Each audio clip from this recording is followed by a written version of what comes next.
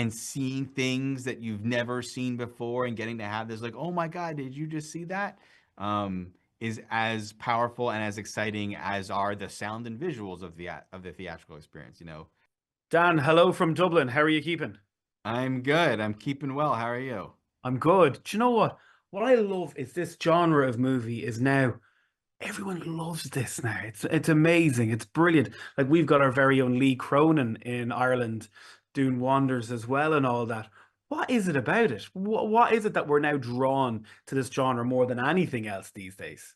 What genre specifically? Like What I like getting shocked and scared and having that whole, sense of nervousness in the cinema and walking out going, "Oh, I like this."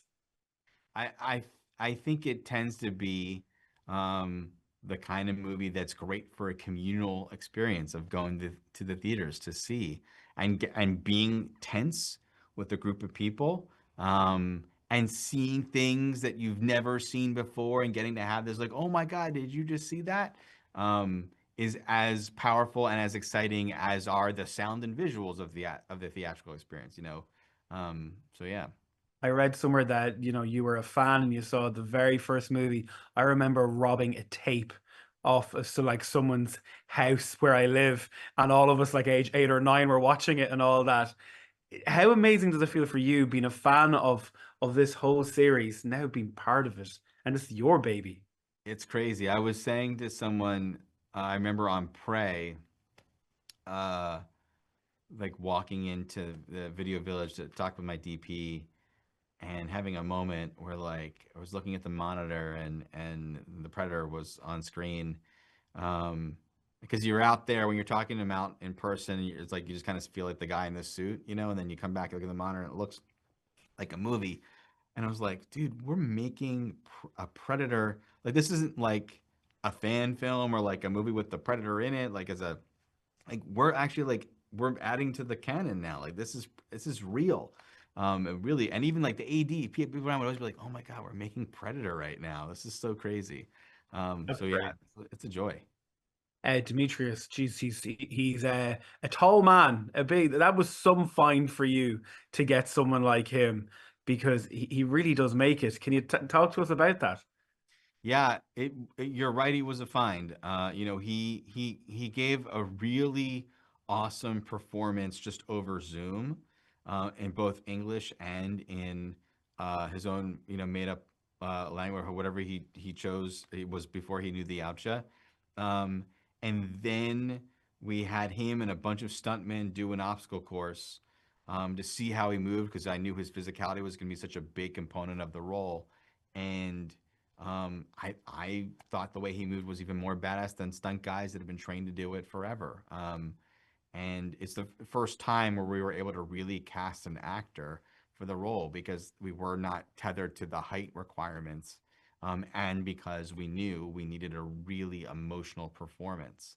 Um, and yeah, boy, Demetrius delivered some electrifying scenes on set, and then you know, we got to further it with some of our digital artists and make sure the mandibles gestured and lived up to what he was doing underneath.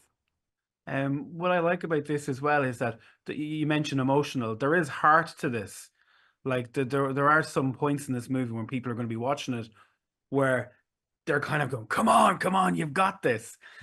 Is that like that's a new kind of area I feel for these movies?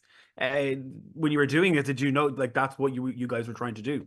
Yeah, I think for me it started with Prey, and I've always loved an underdog story, and I love, I think because it takes kind of the energy from a sports movie, you know, that are like action movies but warm action movies with a soul, you know, sports films, and imbuing that kind of energy, that kind of emotionality and care, uh, and rootability into a movie like this, especially in one where your lead character is a monster, felt like it was would create a great little bit of alchemy for the audience. I spoke to Elle and Demetrius earlier on. They were singing your praises about your work ethic and all that. And I've been going through interviews and all that. The one thing I love is about practicality. And I love when you're watching something and you know that, you know, it doesn't have a tennis ball or CGI or whatever. There's practical stuff in it. What is the love for that you have? Because it's amazing. I think there's just a special joy when you capture something in camera on the day, that is just a fun. It's the same. It plucks the same strings that we had as kids when we were figuring out how to make a movie with a video camera, you know. And then of course it's insanely helpful when we're editing that we have more to understand how to cut things. Otherwise, the iterative process can really take a toll. When you have more, the more blue screen you have, the more you have to wait till you have some layer of effects in to then cut. And then you get it, and then you do renders, and then you realize that things don't work, and you have to redo. You know, like that's all very taxing, um, on the fortitude of the crew, but also just even financially. So it's better to get as much in camera as possible. Amazing. Well, look, man, my time's up. Thanks so much for today. I'm a big fan of your work. So thank you so much. Awesome. Thank you. Cheers. All the best.